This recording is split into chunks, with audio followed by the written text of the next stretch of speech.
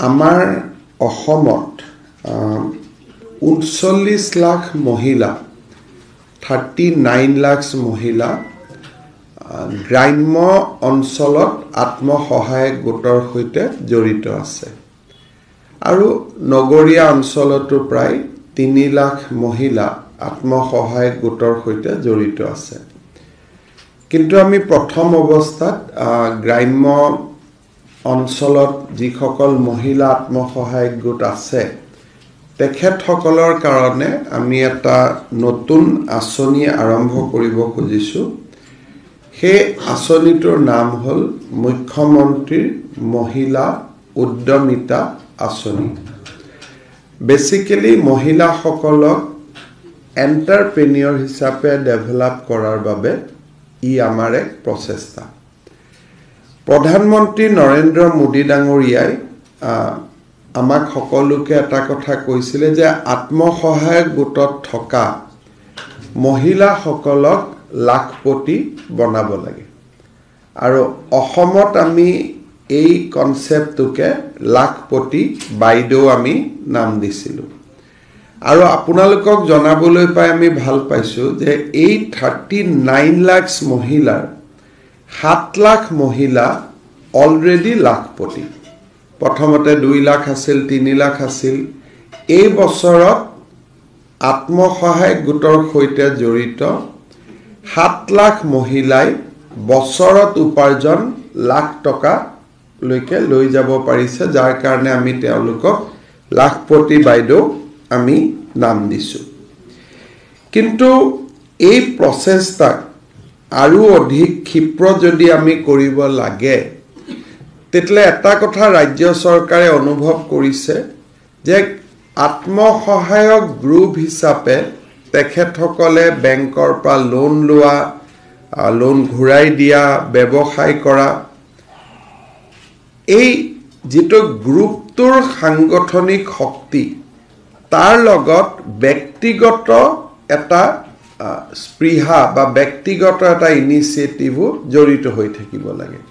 কেতিয়াবা এটা গ্ৰুপত 10 গৰাকী মহিলা থাকে 5 গৰাকী এক্টিভ 5 গৰাকী অলপ কম এক্টিভ কিন্তু আমি যদি 10 গৰাকীকে ব্যক্তিগত পৰ্যায়টো যদি আমি সহায় কৰো তেলে গ্ৰুপ আৰু ইন্ডিভিজুৱেল দুইটাই একেলগে কাম কৰিলে if the group activity and the individual activity both go hands in hand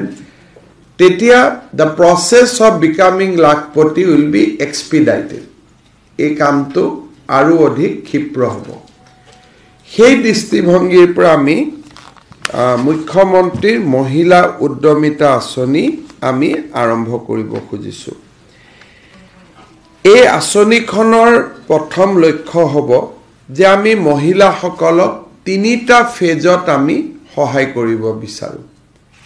first ফেজটো হ'ল যে তেখেতসকলে এটা বিজনেস প্ল্যান বনাব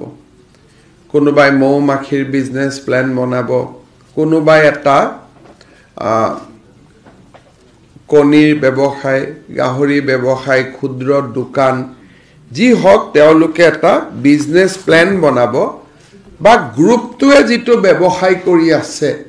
সেই ব্যৱসায়টোকে আৰু আগবঢ়াই লৈ যাবৰ কাৰণে সমূহীয়া ভাৱেও তেওঁলোকে প্ল্যান কৰিব পাৰে যে আমি সৰকাৰৰ পৰা ইমান টকা পাম 10 গৰাকীৰ পইচা যদি এক জায়গাত আমি ৰাখি দিও তেতিয়া আমাৰ গ্ৰুপটোৰ এক্টিভিটি আৰু ভাল হ'ব আৰু গ্ৰুপ নকৰো ইন্ডিভিজুৱেল কৰিম গ্ৰুপৰ কামটো কৰি থাকিম লগত ব্যক্তিগতও কৰিম এই বিজনেস প্ল্যানটো তেওঁলোকে আমাক জমা দিলে আৰু নিৰ্দিষ্ট প্ৰপত্ৰখন ফিলআপ কৰিলে তেওঁলোকক আমি চৰকাৰে প্ৰথম বছৰত 10,000 টকা কৈ আমি তেওঁলোকৰ বেংক একাউণ্টলৈকে ট্ৰান্সফাৰ কৰিম অৰ্থাৎ 39 লাখ মহিলাই 3,900 কোটি টকা চৰকাৰৰ পৰা লাভ কৰিব কিন্তু এই আঁচনিখনৰ হিতাধিকাৰী হ'বলৈ কেইটামান শৰ্ত থাকিব আৰু অসমত ইমান ডাঙৰ মাইক্ৰ ফাইনেন্স লোন ৰেহাইৰ পিছত কাৰণ লোন ৰেহাইটো আমাৰ উদ্দেশ্য নাছিল লোন ৰেহাইৰ পিছত মহিলাসকলক এক্টিভ কৰা এইটো এটা আমাৰ উদ্দেশ্য আছিল ইমান ডাঙৰ মহিলা সবলীকৰণৰ ওপৰত আমি আগত কেতিয়াও স্কিম লোৱা নাই 4000 crores আমি আঁচনিখনত খৰচ কৰিম ইয়াত এই আঁচনিখনত প্ৰথমবাৰৰ বাবে আমি আৰু এটা বস্তু কৰিব খুজিছো যে এই মহিলা গৰাকীয়ে আসলতে ব্যৱসায় কৰিব সময় দিব পাৰিবনে না তাকো আমি এসেস কৰিব খুজিছো যাতে টকাটো আমাৰ অপব্যয় নহয় সেইকাৰণে আমি সিদ্ধান্ত লৈছো যে সাধাৰণ জাতিৰ মহিলাৰ বাবে আৰু ওবিসি মহিলাৰ বাবে তিনিটাতকৈ বেছি সন্তান থাকিব নোৱাৰিব সাধাৰণতে সৰু পৰিয়াল সুখী পৰিয়াল আমি দুটা কওঁ এই ক্ষেত্ৰত আমি তিনিটা কৈছো যদি কাৰোবাৰ চাৰিটা বাচ্চা আছে then she will be disqualified from the scheme অৰ্থাৎ তেওঁ এই আঁচনিখনৰ হিতাধিকাৰী ৰূপে গণ্য নহব কিন্তু ইয়াত ওবিসি হোৱা সত্ত্বেও যেহেতু খুব মাইক্ৰো কমিউনিটি মৰাণ মটক আৰু চাহ জনগোষ্ঠীৰ মহিলাসকলক আমি চাৰিটা সন্তানলৈকে আমি ৰেহাই দিছো বাকি ওবিসি এণ্ড জেনাৰেল কাষ্ট তিনিটা মৰাণ মটক আৰু চাহ জনগোষ্ঠী চাৰিটা সন্তান থাকিলেও এই আঁচনিখনৰ হিতাধিকাৰী হ'ব পাৰিব অনুসূচিত জাতি আৰু অনুসূচিত জনজাতিৰ কাৰণে চাৰিটা সন্তান থাকিলেও এই আঁচনিখনৰ হিতাধিকাৰী ৰূপে তেওঁলোক নিৰ্বাচিত হ'ব এই আঁচনিখনক অৰ্থনীতিৰ লগতে সামাজিক ন্যায়ৰ এটা ৰূপ দিবৰ কাৰণে আমি এই আঁচনিখনৰ হিতাধিকাৰীসকলৰ পৰা দুটা আমি আণ্ডাৰটেকিং লওঁ যে এটা মোৰ ঘৰত যদি ছোৱালী সন্তান আছে তেওঁ স্কুলত এডমিশন ল'ব লাগিব ছোৱালীজনীক ঘৰত বহুৱাই থলে নহব the daughter must go to the school সেই আমাক যদি 3 বছৰ হৈছে আমাক প্ৰতিশ্ৰুতি দিব লাগিব যে 6 বছৰ হলে যাব আৰু যদি 6 বছৰ হল তেতিয়ালে আঁচনিখনৰ হিতাধিকাৰী হোৱাৰ আগতে বাচ্চাক এডমিশন দিব লাগিব ওচৰৰ স্কুলত বা স্কুলতে হ'ব অঙ্গনবাদী হওক স্কুলতে হওক তেওঁ ফৰ্মেল এডুকেশ্যনৰ লগত জড়িত হ'ব লাগিব আৰু কাৰোবাৰ যদি বাচ্চা এতিয়া দুটা আৰু তিনটাই আছে তেওঁ আৰু চাৰিটালৈ নাযাওঁ বুলি ক'ব লাগিব যদি অলৰেডি ক্ৰাইটেৰিয়া মোটামুটি আছেই যদি মই জেনাৰেল কাষ্টৰ মোৰ অলৰেডি দুটা বাচ্চা আছে এতিয়া তিনটালৈকে আৰু মই নাযাওঁ বুলি ক'ব লাগিব কিন্তু তিনটা থাকিলে আঁচনিখন পাব কিন্তু যদি অলৰেডি মোৰ দুটা হল মই গৰ্ভৱতীও নহয় তেতিয়ালে তিনটালৈকে যাব নালাগে এই এটা আমি পপুলেশ্যন নৰ্মছ এটা আমি প্ৰথম সমুৱাইছো আৰু আমি আণ্ডাৰটেকিং এটা ল'ব খুজিছো যে ছোৱালীজনীক আমি স্কুলত দিম নিয়মতে লৰাকো দিব লাগে স্কুলত কিন্তু আমি ছোৱালীজনীৰ কথাটো ইনসিষ্ট কৰিছো কাৰণ আমি ধৰি লৈছো যে ইউজুৱেলি লৰাক স্কুলত দিয়ে এই দুটা হল তেওঁলোকৰ মানদণ্ড তাৰ বাদে একো মানদণ্ড নালাগে এখন বিজনেস প্ল্যান যিখন আমিয়ে বনাই দিম তেওঁলোকে খালি চুজ কৰিব আৰু পপুলেশ্যন নৰ্মছ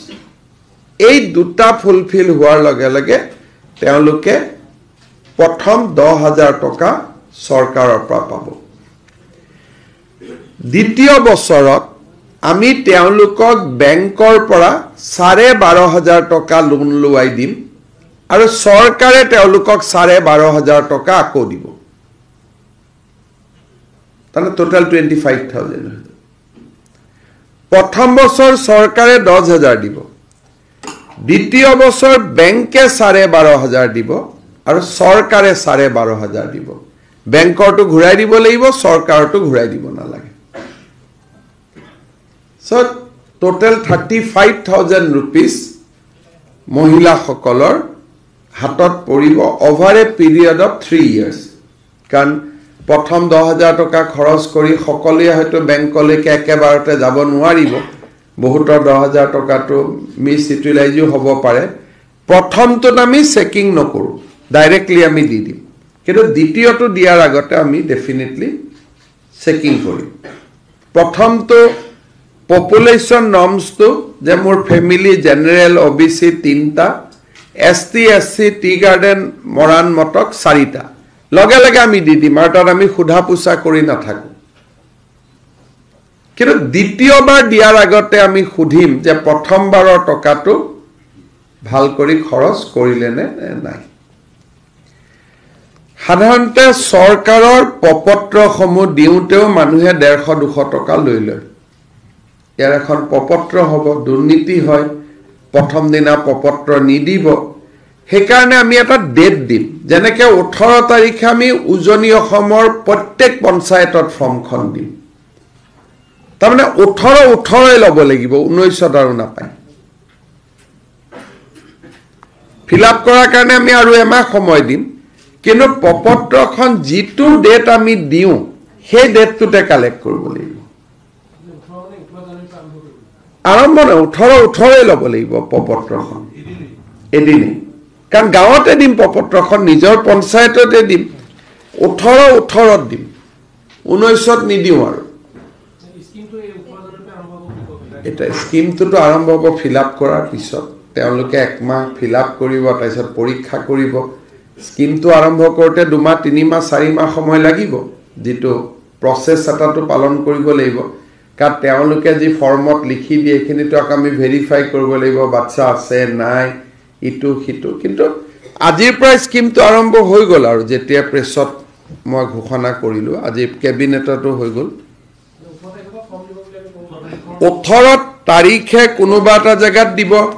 19 কোনোবা এটা জায়গাত দিব টোটাল 18 পৰা 25 ভিতৰত সবে ফৰ্ম পাই এই জানুৱাৰী আমি এটা ধৰক টেন্টেটিভলি ঠিক কৰিছো এনে মই এটা এক্সাম্পল দিছো যে 18 তাৰিখে আমি ধৰি ললো তিনসুকিয়া ডিব্ৰুগড় যোৰহাট চৰাইদেউ শিৱসাগৰ দিলো এক্সাম্পল 5,33,000 মহিলাই হিদনাখন ফৰ্ম কালেক্ট কৰিব 19 আমি মাজুলী লখিমপুৰ ধেমাজি কাছাৰ হাইলাকান্দি কৰিমগঞ্জ দিলো হিদনাখন 6 লাখ মহিলাই ফৰ্ম কালেক্ট কৰিব কাৰণ আমিতো মেম্বাৰ কিমান আছে জানোৱে 20 শোণিতপুৰ দৰং নগাঁও কাৰ্বি আলং ওয়েষ্ট কাৰ্বি আলং ডিমা হাছাও গোলাঘাট বিশ্বনাথ হোজাই আমি দিলো হিদিনাখন 10 লাখে যোগাযোগ লব আৰু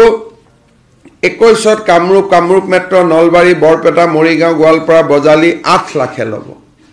আৰু লাষ্টৰ দিনাখন ধুবুৰী বঙাইগাঁও সাউথ সালমাৰা চিৰাং কোকৰাঝাৰ উদালগুৰি বাস্কা 9 লাখে লব তানে কিন্তু ফৰ্মখন নিজৰ গাঁৱৰ পঞ্চায়ততে লব কতো ডিসি অফিসত আহিব নালাগে কতো আহিব নালাগে ব্লকত আহিব নালাগে গাঁৱতে পাব কিন্তু একেদিনাই উৎসৱ ধৰণে এক দিনাখনে ফৰ্ম লৈ যাব নহলে আকৌ ফৰ্মখন বিক্ৰী কৰা কাম আৰম্ভ হৈ যায় অৰিজিনাল ফৰ্ম একেদিনাই আমি একেলগে দি দিম যাতে পিছত আৰু 150 তো ফৰ্ম দিম 200 ফৰ্ম দিম আমাৰ গাঁৱত এটো খুব চলি থাকে পিছত আমি এনেকে এটা দিন দি দিম যে অমুক তাৰিখে সব ৰিটাৰ্ণ কৰিব লাগিব ফৰ্ম